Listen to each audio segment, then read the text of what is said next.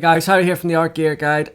Today I'm going to do like a little bit of a talking video. I haven't spoke to you guys in a while, like face to face like this through the camera. But what I want to talk about, I get quite a lot of questions about being asked, giving people advice about how to become a reviewer or what I did to become a reviewer. And so I thought rather than writing out big long-winded emails and things like that, which I'm not altogether always very good at explaining myself, I thought I'll put this video out, and then for anybody else in the future that is interested in either how I became a reviewer or how to become a reviewer, then the video's there and you can take a little look at it and see if there's any information on this video that is going to help you. So the first thing I would say, okay, I tell you what, first of all, I'll tell you how I became a reviewer. So most of you already know I served in the army. I was medically discharged. It was a terrible time for me because being a soldier was all I ever wanted to be. I got into art. I started drawing as a way of helping me with PTSD and depression and nightmares and all these other things that I was experiencing. And I went on to YouTube because I didn't know how to draw or anything like that. This was like about maybe 3 years ago now. I didn't know how to draw, so I would like watch people like Lisa from Lockery Fine Art and John, who goes under the name of Smoothie, and so many other artists. Lindsay, the Frugal Crafter, I'd watch a lot of her videos. My goodness, who else? There's so many other people. I think there's just so many different people. And as well, I would go onto Instagram a lot. I would look at all the different artwork that people were doing there. And I would try and like replicate it a little bit. And I started going out and buying. The idea of colour pencils really appealed to me because it was a medium that I could, because of my disability, I can't sit down and do things. It takes me a long time to get things set up and what have you. And for me to take up something like acrylics or oil painting, there's a lot of setting up and a lot of taking down with that type of medium. And because of the nature of my injury, I can only do things for short periods of time. So I would have to be, setting up all the time and taking down and not letting the paints dry and blah, blah, blah. So colour pencil it was really attractive to me because it's a medium that you can just leave lying out on your desk, get up and walk away and come back to it the next day or the next week or whatever. And nothing really is going to change. So I went out and I bought, I think, the very first proper art pencils, like art-based pencils that I purchased was a 24 set of Derwent Artists. I think they were the first.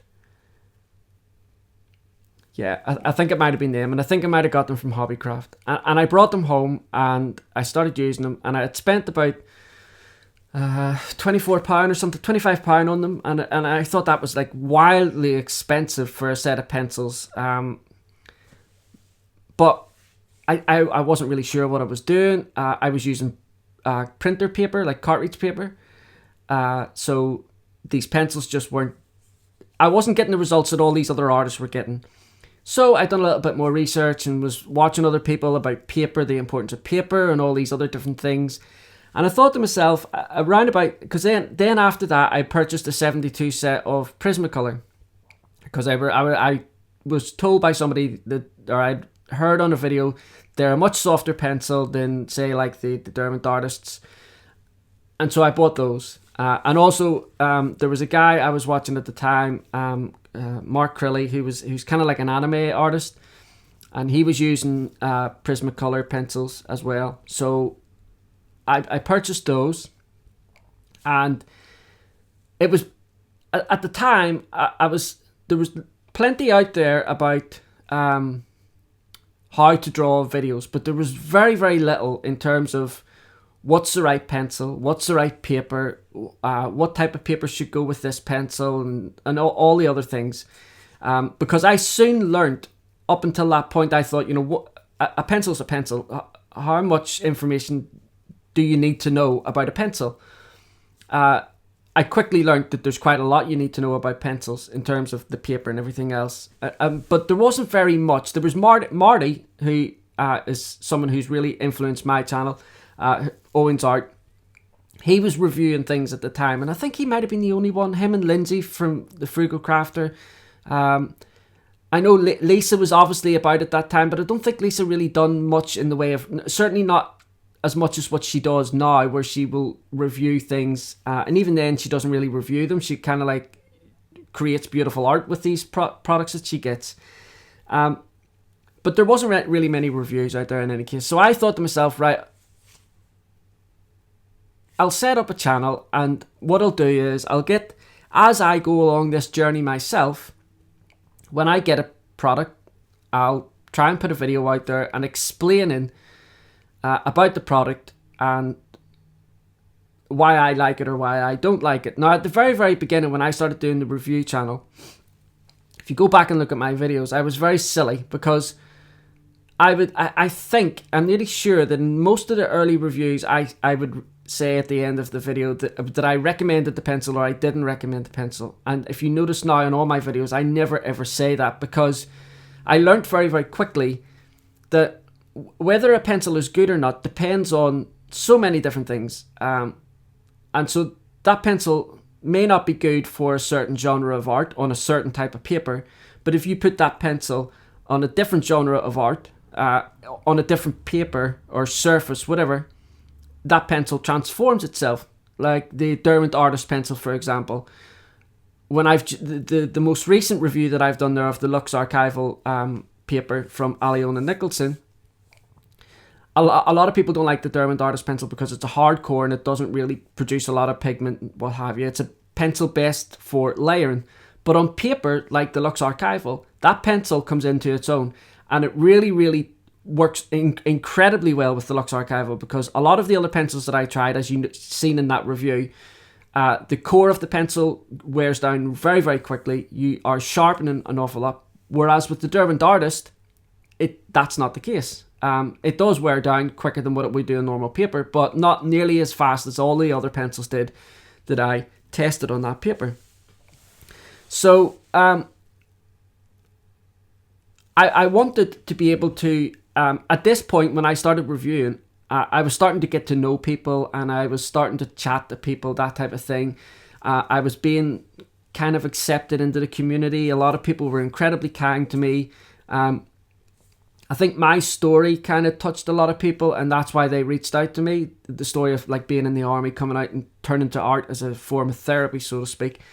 So I wanted to be able to kind of like give back in a way as well, because I was really quite shocked at how welcoming and warm people were to me, considering nobody really knew me. And I was very new to art in general, never mind coming into reviewing.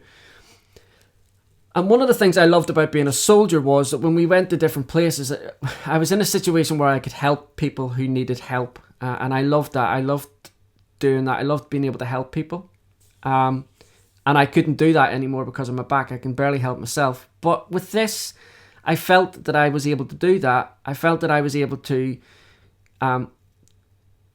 get a product, test it and demonstrate it as best I can, and show the like subscribers and viewers and readers and stuff like that, people like that, the potential of that particular product, what type of paper it works best on, how it works on dark paper, all these different types of things, prices, where you can get them, all the rest of it. And as my reviews got on and my equipment got better, thanks to donations from a particular person, obviously the quality of the reviews got better and what have you, and then obviously companies started noticing my reviews, and then I started getting involved with different companies and talking to them about lots of things, and especially newer companies that were starting up, like Arteza at the very beginning when they first started up, the Castle Arts that I've just done the review of, and a few other different companies as well, like the Black Widow pencils. People like that tended to reach out to me. The bigger companies not so much until midway through my reviewing, and obviously my subscriber base was going up and things like that. So I was able to fulfill what I needed. So it really is quite a selfish thing in the respect that I do these reviews to help other people, but because I get enjoyment out of it. I get enjoyment and satisfaction out of helping other people. So it's not like a one-sided thing. I'm not just trying to give back to people. It is a little bit selfish on my part because I do it for that reason.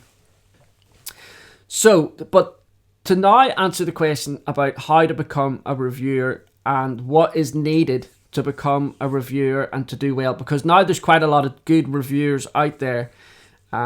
It's really, I would imagine that trying to break into reviewing art products now is quite not impossible by any stretch of the imagination, but it would be quite difficult. It'd certainly be more difficult now to break into reviewing art products than what it was for me, because there really wasn't that many people when I started doing it. But the first thing that I would say to anybody who wants to become an art reviewer is, if you are going to get into it because you think you're going to get free products, forget about it. Don't do it. That will come across, if you decide that you want to reach out to companies rather than waiting till they come to you, it will come across in whatever way you contact that company that you are desperate to get free products. And they will see right through that, and they will think, okay, the main aim of this person is to get free products, not to review and demonstrate our product. Sorry, Coda was just snoring there. I thought you could hear him snoring. So it will come straight through, and they'll see right through it. But more for yourself, if you want to get into reviewing because you think you're going to get a boatload of free art products, then you're not going to be doing it for the right reasons, which is, you should be wanting to review products to help people save money, which is, well, okay, sorry, that's a little bit sanctimonious. Actually, everybody has their own reasons for wanting to do it. My reason for doing it was to help people save money. But if you think you're going to get into reviewing because you're going to get free products, forget about it. It will end up going wrong. People, your subscriber base, I think, will see right through that, and certainly the companies will. I mean, like, still to this very day, there are one or two big companies that I've never got anything from in terms of, like, you know, them reaching out to me and asking to review products. They don't need, some of those really, really big companies don't need reviewers like me to advertise their products. They're well-established companies, and to send out lots and lots of free products just doesn't make sense, business sense for them. But I've bought a lot of their products and reviewed them, and it is expensive. It can be very, very costly, especially at the beginning when nobody's reaching out to you and nobody's sending you anything or anything like that. It can be very costly. So you've just got to take your time, build up, start off small, start off doing small sets of 12, things like that, because you're talking about the product at the end of the day. It's not necessarily about, you know, demonstrating all of, say like a 72 set of pencils, like say for argument's sake, the Derwent Artist pencils, the Derwent Coloursoft, they come in a set of 72 as the top line set. As a reviewer, you don't need to go and get that 72 set to review that product. You can do that quite well with this a 12 set, because all you're going to do is test the product, demonstrate the product, and, you know, write down key points about the product, what sets are available, how you can go about getting the sets, that type of thing.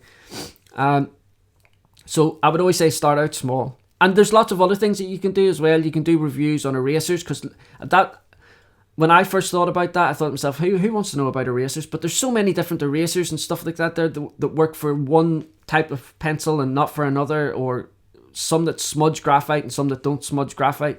And people want to know this information because they don't want to go out and buy these things. They don't want to spend their hard-earned money on something and then find out that it's rubbish, and that's a waste of money for them. So it might sound daft doing a review on erasers, but it'll be a popular video and people will want to know about it. Same with sharpeners. I know I've done a review on the Caran d'Ache sharpener, which was very, very expensive. But I'd done a review on sharpeners before that, like the 5 best sharpeners that I had at the time. And they were quite inexpensive sharpeners, and that video does quite well. But more importantly, the people that have watched that video have got out of it what they want, and they've gone and bought the sharpener that they felt was the best sharpener in that video, and they're happy. That's the main goal of my videos. When I hear somebody, I get a lot of people contact me and they'll say, "Hi, you know what? I wasn't going to get that set of pencils. I seen your review, listened to what you had to say, went out and got them, and I got the paper that you recommended, or paper that you'd said on another video or whatever. Got the two together and love it. Absolutely love it." Or I was going to go and buy those pencils and I seen your review and I stayed away from them because I don't think they'll work well for my art. When I get messages like that, I can't tell you how happy I am. I can't tell you how thrilled I am that video has helped somebody. It's not just me putting a video out there and just it's sitting there on the internet. It's actually helping people, and I can't. For me, that's just the best feeling in the world. But yeah. So if you want to get into reviewing, don't do that. If you want to reach out to companies, the only reason why you should be reaching out to a company at the beginning is to verify your information. Okay. That's how I started out, by contacting companies, letting them know that I had a set of their products, and I was doing a review of their products, and I wanted to verify information. Because whatever you do when you're doing reviewing, don't look at other reviewers and take the information from them and put it into your video, because that's not going to work, because you don't know whether what I'm saying is right or what any other reviewer is saying is right. You're just guessing that what I'm saying is right or any other reviewer is right. So what I did at the beginning was I contacted the companies, and everything I wanted to know about that product, I sent it in an email, asked them the questions, and 9 times out of 10, they are more than happy to get back to you and help you understand more about their product. Because if you understand more about it and they know you're going to put it out on a video, then other people are going to understand more about their product and hopefully go and buy their product. And in turn, what that does is it starts getting your name out and shows these companies that you're reviewing their products. You're not walking up to them and going, "Give me free products and I will review your products." You're saying, "I'm already buying your products and I'm reviewing it, and I'm here if you need, a product reviewing down the line. If you're going to come out with a new thing, I'm here if you want to use me. I'm more than happy to do it." Now, I know some reviewers ask, when they review a product, if a company reaches out to them and says, "Would you review a product for me?" There's a fee. They charge a fee for the company to review the product. Now, it's not for me to say that that's right or wrong, because a lot of people, when they start up these channels, that's their business, that's their income. And so it's important that you make money from it. For me personally, I've never accepted a fee from any company. I've never accepted sponsorships or anything like that either. I don't want to get into that. I'm doing this for me. Doing these reviews and doing art and stuff like that is for me. It helps me and my mental health and coming to terms with my disabilities. But if you're going to get into it for a business, then you need to work out the best type of thing that is required of you to do, to make a living out of it. That's unfortunately one part of reviewing that I can't really recommend to you or give you advice on, because that's not what this channel is for me. It's not a business. It's not something that I earn a living from or anything like that. This channel for me is purely to help me with my issues. And I think also as well, when you do get in contact with a company, and companies will eventually reach out to you and they will eventually give you free products. If a company, any company that's ever reached out to me and said, "Harry, would you review this for us? I'll send this out to you." I always, especially if it's coming from another country like America or something like that, I'll always reach out and say to them, "Yeah, I would love to review your product. I'm quite happy to pay for shipping and stuff like that." And 9 times out of 10, they'll say, no, it's okay. We've got it covered, because they can get it done cheaper through their business accounts and stuff like that. But I always offer that. I don't ever want any of the companies to think I'm doing this just to get free products or anything like that, because that's definitely not what it is. And that would be my biggest advice for anybody going forward doing reviews. You will occasionally work alongside a company for for a period of time, and then you might, that kind of like relationship might just disappear. You'll have no understanding why it's disappeared or anything like that, and at the time you'll feel downhearted, upset, and maybe used and stuff like that. It happened to me once, and I thought to myself, catch yourself on, Harry, for goodness sake.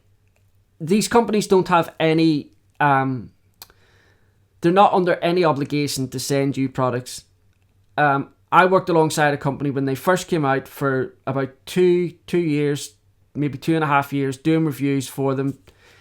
All of a sudden, a new person came in that was taking over the kind of like the social media influencers, if you want to put it that way, and kind of like basically didn't contact me anymore. And I think that Christmas as well, a lot of reviewers who had only just recently been working for them got these big Christmas boxes and stuff like that, and nothing came to me. And at the time, I was like, my God, I've done all these reviews for this company, never asking for a thing, always offering to pay for things and all the rest of it, and then this happens. And then I thought to myself, but this company was never under any obligation. I never signed anything with them. I never done anything that I wouldn't have done in any case. I would have went out eventually and bought the product in any case and done it. I just felt a little bit at the time, a little bit sorry for myself, I guess is the best way of saying it. And so when you get into reviewing, that type of thing will happen. Just prepare yourself for it and try not to let it bother you the way I let it bother me when it first happened. And you'll save yourself a lot of grief at the end of the day if you prepare yourself for that type of thing, because it will happen. There's no doubt about it. And I think that's really about it. I can't think of anything else off the top of my head about advice about becoming reviewers other than the points that I've just made. And I can't emphasize enough. If you think you're going to get into reviewing just to get free products, my advice would be forget about it. You'll do it for about 6 months. You'll get a few free products here and there. Companies will see right through you. So will your subscribers. And again, and the other thing as well, the other really important thing is to be honest, without being disrespectful. So if you get a product and you really don't like it, and you've tried all the different papers, you've tried all the different techniques and all the rest of it, and you still think that product is a terrible product, say that. Tell your subscribers that. Tell your viewers that. But you don't have to say it in a way that is derogatory towards the company. So if you're testing a pencil or something, you just can't get anything from it, and you tell your reviewers, this pencil is crap, it's no good at all, it's rubbish, the company's rubbish, blah, blah, blah. Other companies will see that. Never mind the company that you're working for. Other companies will see that and they'll think to themselves, all right, okay, so that product wasn't for you, but there was no need to go into that rant and run down the company and all the rest of it. So what's to say you're not going to do that with my product next of all? So my next biggest advice would be to, when you are reviewing your products, you must always be honest with your subscribers, because that's your primary focus, your subscribers, not the companies, your subscribers. But always be respectful of the companies, because at the end of the day, my experience with all these companies has been that they are just as interested in making sure that they are providing good products for their customers, because that only benefits them. They're not interested in underhanding their customers or cheating them or doing them out of money or anything like that. They're not interested in that, because to do that is a bad business model and you will end up failing somewhere down the line. Companies they want to hear feedback from their customers. They want to know what they like and what they don't like. And if they can incorporate it into maybe the next iteration of that pencil or that paint or whatever, then they will do. So I think that's a very, very important fact as well. Always be honest with your reviews, but never to the detriment of the company. There's no need to be disrespectful and rude or derogatory towards anybody, for that matter. Forget about just companies, but anybody. There's no need for it. I think that's it, guys.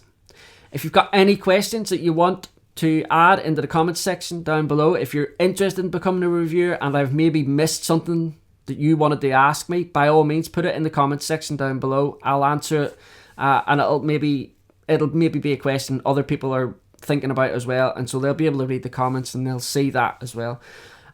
And also, if you still want to email me about becoming a reviewer, you can absolutely go ahead and do that. I'll always respond. I'm not saying that I'm making this video because I don't want people to email me anymore. I'm not saying that at all.